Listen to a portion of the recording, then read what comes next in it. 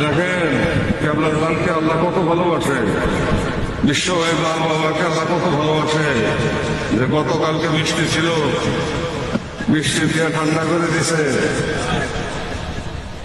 আজকে সারাদিন বৃষ্টি নাই,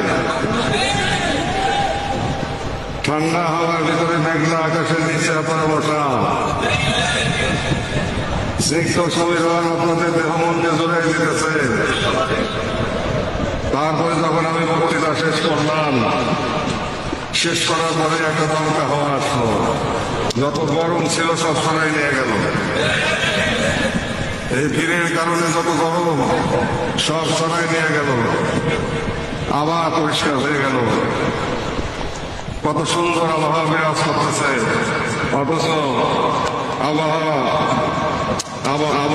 প্রজ্ঞাপনে বলা ছিল যে আজকে 70 থেকে 80 মাইল বেগে 80 কিলোমিটার বেগে ঝড় হওয়া এবং বজ্র বিদ্যুৎ সহ বৃষ্টিপাত হইতে পারে।